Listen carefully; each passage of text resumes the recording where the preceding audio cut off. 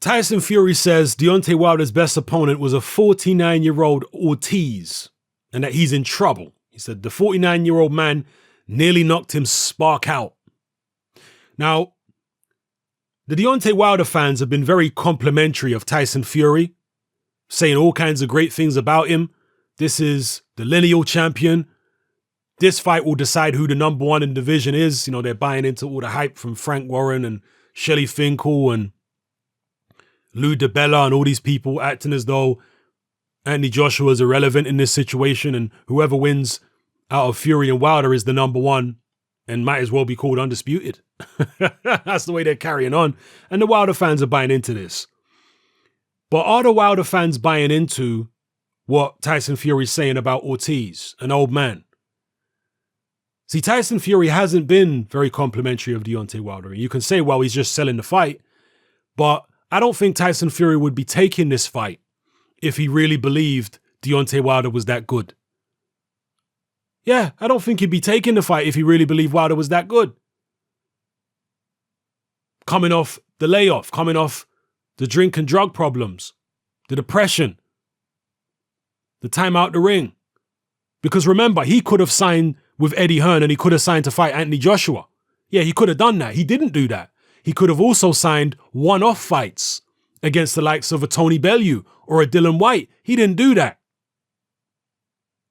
Yeah, he could have signed those fights instead of fighting people like Sefer Seferi and Pianetta. He could have fought one-off fights, not tied into long-term deal with Eddie Hearn.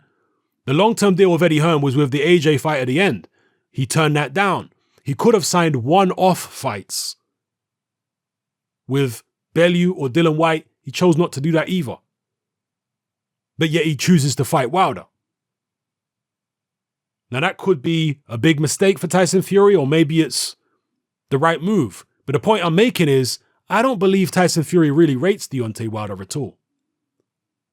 I think in Tyson Fury's heart, yeah, he knows Wilder is a dangerous puncher. He knows he's got good reflexes and all that kind of business. But he sees what most other people see, most Wilder critics see when they look at him, which is a man absolutely full of technical flaws. A man who doesn't really have great boxing skills. Yeah, he can box against a short guy who's plodding like a Berman Stavern, who doesn't have a good front foot game. Yeah, he can outbox a guy like that. But when it comes to another tall guy, he can't box with a tall guy. We saw that in the Gerald Washington fight. He couldn't box with him. He just had to bide his time and wait for the opportunity to let the right hand go, which he does very well, by the way. He's got very good timing with the right hand. He reads opponents well. And one mistake and he's going to crack you on the chin with the right hand. He's collecting data. He's not just sitting around doing nothing. He's collecting data. He's watching your movements. He's seeing which way you move after throwing certain punches. He's looking for an entry point. So all the while that he's not boxing you and you are picking up rounds, Wilder is collecting data and figuring out when he can land a shot. That has to be said. But be that as it may, Deontay Wilder is not a big man with great boxing skills. Tyson Fury knows this. If he was a big man with better boxing skills than Wilder, I don't think Tyson Fury would be taking the fight at this juncture. I don't think Tyson Fury, under any circumstances, would be fighting Anthony Joshua December 1st. Put it that way. And that's not to say Anthony Joshua is necessarily better than Deontay Wilder. I'm just talking about what I believe Fury's perception is. I think Fury thinks Joshua's better than Wilder, even though Fury's going to say the opposite.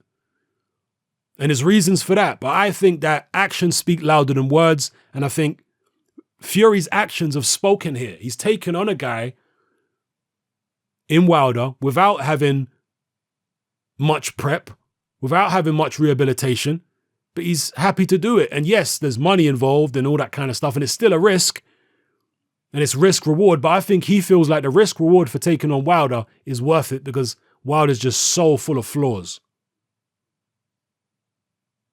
Joshua's got flaws too, but from a technical point of view, Wilder is far more flawed. So I'd like to hear from the Wilder fans about Tyson Fury's attitude towards their man.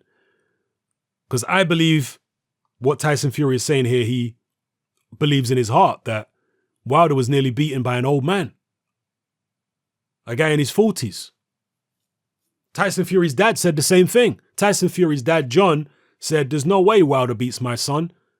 He nearly lost to an old man in Ortiz, a guy who's nearly my age." John Fury's age, not my age. I ain't that old. I mean, I'm old, but I ain't that old. So, yeah, I'd like to hear from the Wilder fans. They're so complimentary of Fury, even though Fury is not so complimentary of Wilder. So let me know what you think in the comment section below about why Tyson Fury is taking this fight and whether what Tyson Fury is taking is valid here. And this is another thing.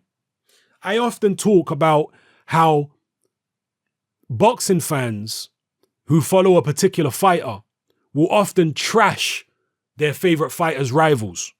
And I always say to them, why are you always trashing your favorite fighters' rivals? Because when your favorite fighter beats those rivals, you can't give your fighter any credit then, can you?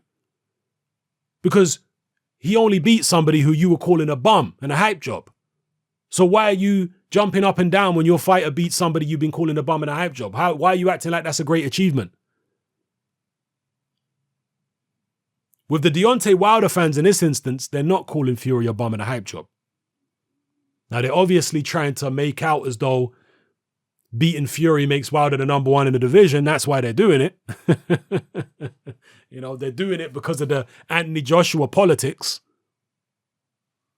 But nonetheless, they're giving Fury credit and they're not calling him a bum and a hype job because they want Wilder to get maximum credit for beating him. Yeah. But Fury, on the other hand, he is calling Deontay Wilder a bum and a hype job. He's saying Wilder's best win was over an old man who nearly knocked him out. Yeah, Fury's not impressed at all, apparently, by Deontay Wilder. In which case, and you know, Fury is honest in the sense that, well, I can't remember exactly all the things he said about Wladimir Klitschko, but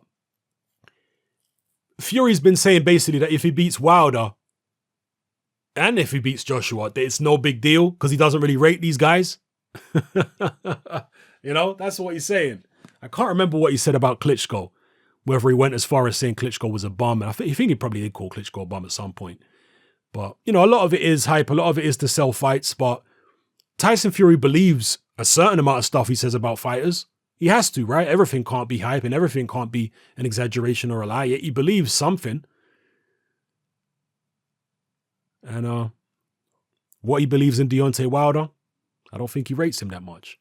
Let me know how you guys feel in the comment section below. And, well, you see here what Tyson Fury said about Deontay Wilder just to close out.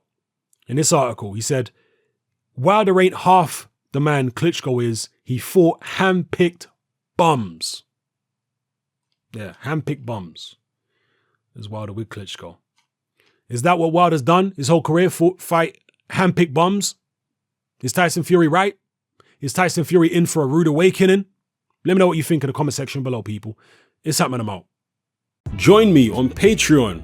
I upload a minimum of 2 podcasts every single week, covering a wide variety of controversial topics, as well as live stream Q&A sessions. Take a look on screen right now at some of the podcasts I've produced so far.